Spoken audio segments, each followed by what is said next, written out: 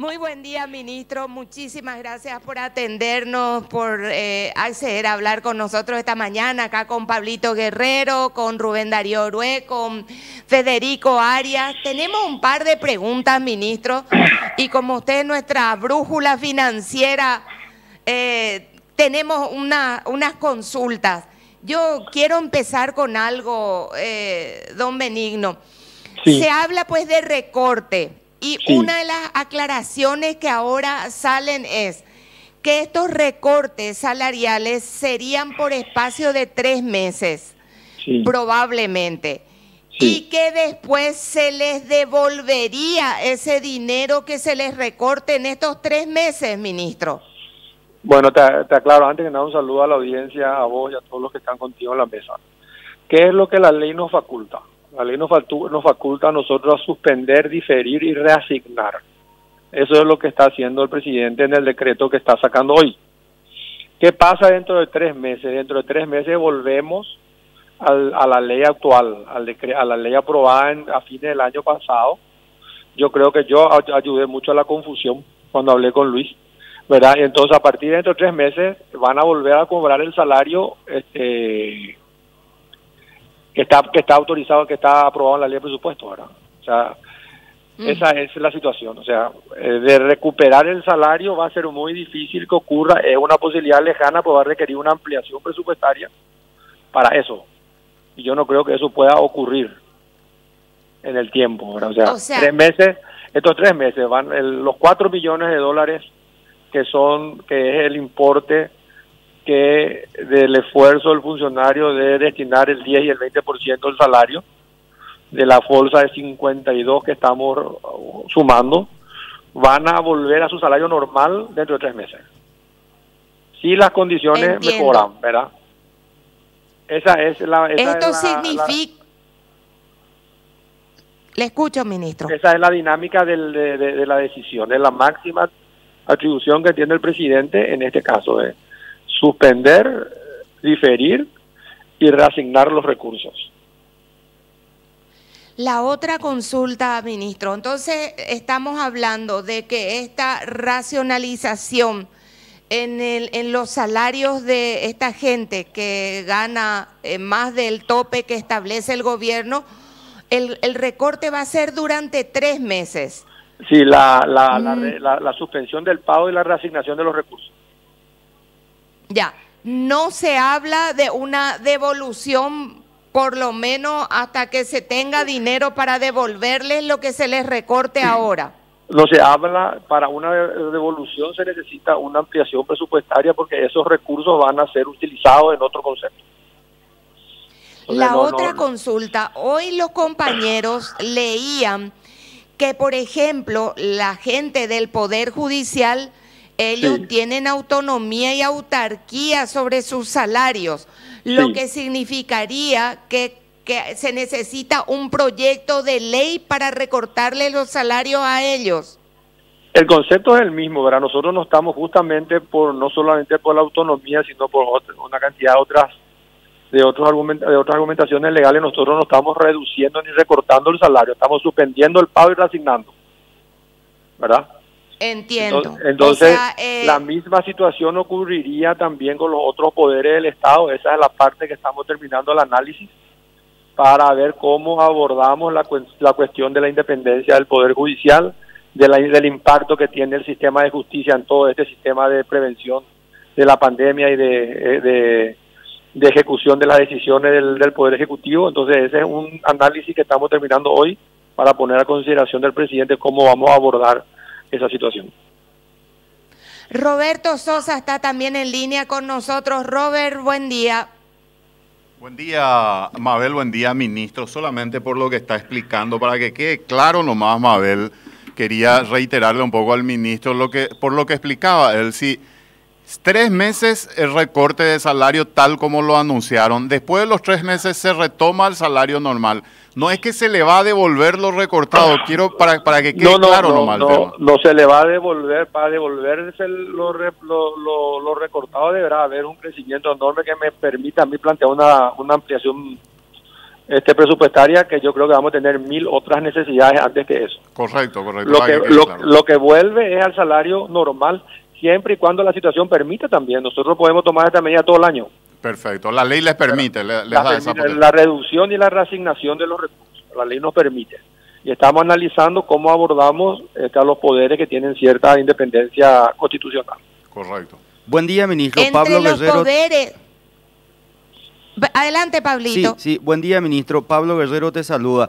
Los meses afectados son marzo, abril y mayo. Marzo ya cobraron. Ya cobraron. Es decir, abril, mayo, junio. Mayo y junio. Correcto.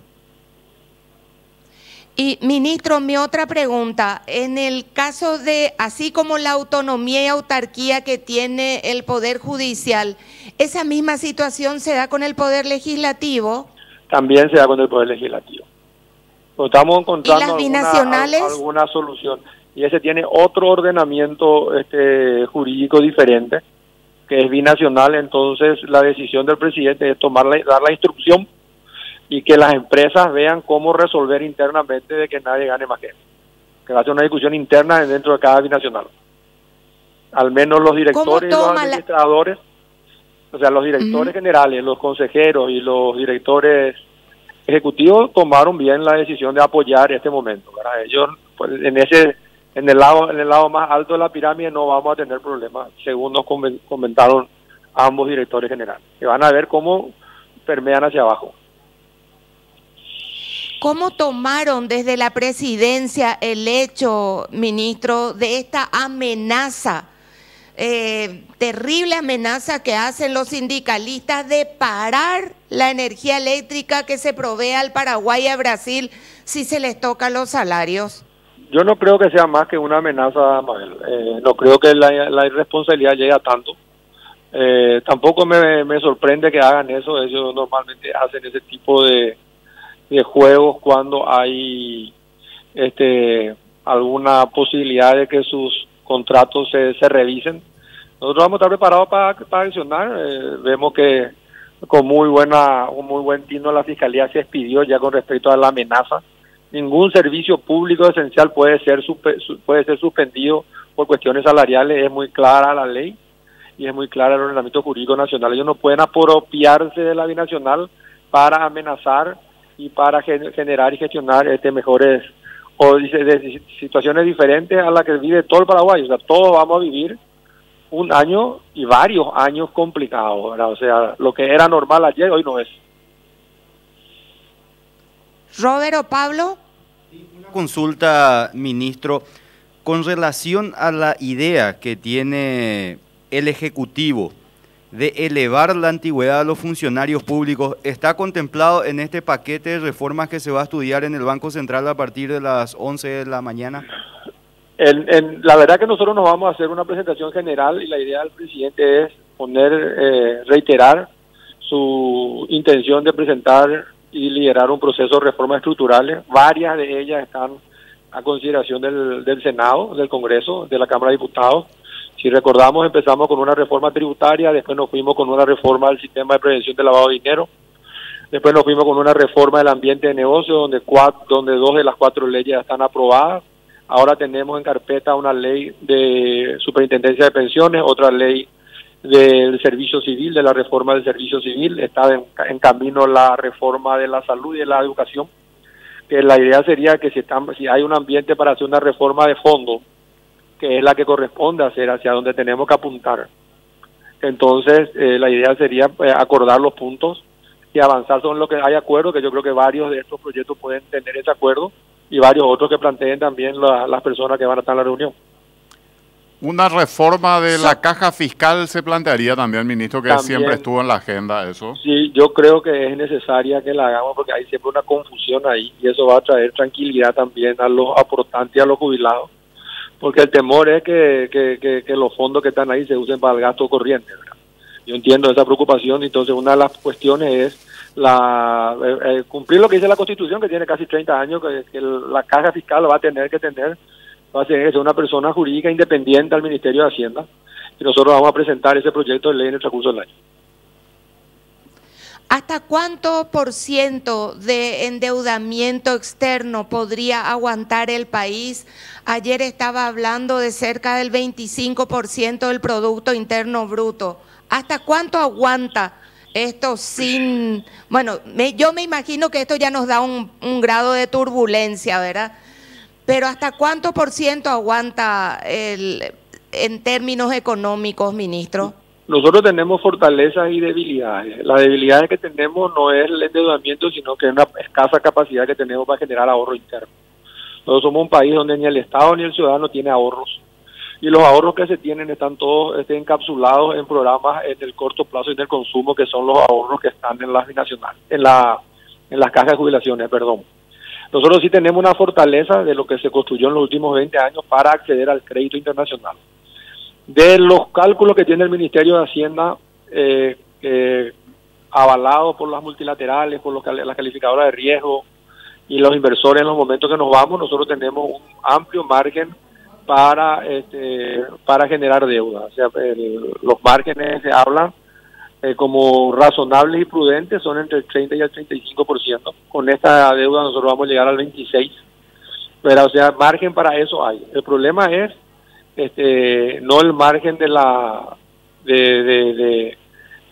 qué monto podemos endeudarnos, sino cómo vamos a ir pagando los pasivos a su vencimiento y cómo vamos a ir pagando los intereses, que eso hace a la capacidad de contribución que tiene el Estado a la carga tributaria, por un lado, y al mal gasto por el otro. Entonces nosotros vamos a dedicarnos también a la mejora del gasto público en este proceso de cambio que nosotros creemos que es importante para adelante, y eso va a permitir que tengamos una situación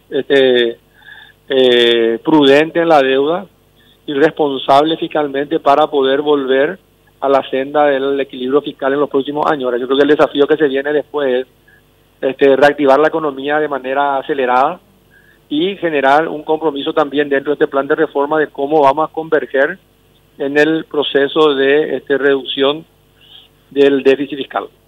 Pero para el tema de deuda, sí, la preocupación, nosotros podemos seguir asumiendo deuda, tenemos las capacidades y vamos a tener que trabajar mucho en el tema de los ingresos para poder hacer frente al pago de los intereses. Ministro, aprovechando que estás hablando del tema de endeudamiento, días pasados hablábamos con el presidente de la ANDE y él nos decía que hubo una conversación inicial, entendemos, con autoridades de Itaipú, paraguayas y brasileñas, sobre la posibilidad de que Itaipú sea un activo que nos permita hacernos de recursos mediante algún tipo de operación. Yo no entiendo bien cuál sería el mecanismo porque no lo explicó detalladamente, pero que Itaipú nos pueda dar un oxígeno y que sea el elemento que nos permita obtener recursos para salir de esta situación tan particular que estamos viviendo y que va a ser complicada. Eso no queda ninguna duda para este año y veremos el próximo también, ministro. ¿Qué hay sobre ese tema? ¿Se habló con ustedes de eso? Por eso es importante la solidaridad de todos los sectores, empezando por nosotros, el sector público, que de alguna manera y entre comillas tenemos cierta seguridad del cobro de los salarios. ¿Verdad? Entonces habría que ver de que ese cobro sea eficiente y hacer las renuncias que se entiendan viables para poder sostener esto, por poder dar señales de solidaridad hacia la gente por un lado. Por el otro lado es importante y señalar de que es necesaria una reforma también del Estado profunda, ¿verdad? Y esta oportunidad no tenemos que desaprovecharla, pues no sé si la vamos a volver a tener. Y tercero, con el respecto a Itaipú, siempre se habla como Itaipú como el elemento catalizador de las reformas estructurales en el tiempo, ¿verdad? Muchas de las propuestas que se hablan cuando se habla del anexo C, que justamente es la revisión de las condiciones financieras de Itaipú, donde está justamente el alto componente de la deuda. Muchas de las tesis, la mía por ejemplo, podría ser sostener el flujo, que eso va a permitir generar un fondo de desarrollo soberano importante para financiar todas las obras necesarias hacia adelante, salud, educación, infraestructura y la contención de la reforma social también. Pero eso depende de un gran acuerdo con el Brasil, ¿verdad? O sea, no depende de Paraguay, depende de que se llegue a un acuerdo en toda la mirada de lo que puede significar Itaipú para adelante. Pues yo creo que sí, es uno de los activos más importantes que tenemos, no solo por la producción de energía, sino por su valor intangible que puede permitir generar un fondo importante si a ese acuerdo se llega entre las partes. Pero habría una propuesta en ese sentido, doctor. Yo no participé de la propuesta y no como a lo mejor pues no estuve porque estuve en cuarentena, no estuve, pero yo creo que en el momento del diálogo sobre el anexo C, seguro que este tema nosotros vamos a tocar también. Sin duda se El viene tema una de los reforma royalties impositiva posteriormente por lo que estás hablando, doctor. Yo creo que eso tenemos que dejar para después, Roberto. El año pasado ya hicimos el esfuerzo tributario, ¿verdad? Y hay muchos sectores que reclaman una reforma tributaria que tal vez sea necesaria más adelante, pero ahora yo creo que lo más importante es la oportunidad que nunca tuvimos, tan cerca como reformar el gasto y reformar el Estado en su dimensión, ¿verdad? Después veremos si de ese cálculo hace falta o no ajustar algunos impuestos. Yo creo que la reforma que hicimos el año pasado permite nomás ya tocar ciertas variantes tributarias sin entrar en un proceso complicado, ¿verdad? Pero yo creo que eso tenemos que dejar para después. Ahora tenemos que ver qué podemos hacer para mejorar el gasto. Ahí, de acuerdo a las multilaterales, hay unos 800 millones de dólares que podemos generar de recursos adicionales gastando mejor. Tal vez eso nos pueda evitar discutir tributos en el corto plazo. Mabel. Sí, yo tengo una pregunta. El tema de los royalties, Sí. que los políticos nos están animando a meter la mano en el cabello y que una de las cosas más oprobiosas, delincuenciales, que no pueden hacerse los ñembotabú en este momento. Destinar la mitad de los royalties, en lugar de entregarle el 100% a gobernaciones e intendencias, va a ser un oxígeno importantísimo en este momento, ministro. Y si nosotros hicimos, el presidente planteó al Congreso y está en cancha del Congreso, creo que mañana se reúnen para analizar uno de los temas ¿verdad? La decisión del presidente está tomada con respecto a la presentación de esa modificación, se está hablando con su adherente y vamos a ver qué salía ahí en el Congreso. Ministro, si los políticos dijeran no, que se siga repartiendo entre gobernaciones e intendencias y que no se le saque la mitad, ¿en qué tipo de aprietos nos pondría esto? Yo creo que sería una señal contraria a lo que se está buscando con respecto a proveer todo el esfuerzo financiero posible a la salud para enfrentar adecuadamente esta pandemia, que yo creo que las cuestiones particulares después se podrían mirar de otra manera, pero yo creo que son recursos importantes que van a ser necesarios para sumar al esfuerzo ya que estamos haciendo con respecto al enfrentamiento de este virus. Si uno mira, Roberto, que maneja todo el tema financiero, hay casi 3.000 millones de dólares puestos a consideración de la economía para que se pueda resolver este problema, y recursos adicionales son necesarios para el tema de salud principalmente.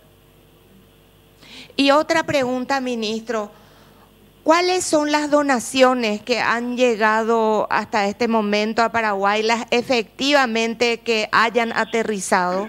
Mira, se está viendo eso con el Pacto Global, un acuerdo que se tiene con la Cancillería.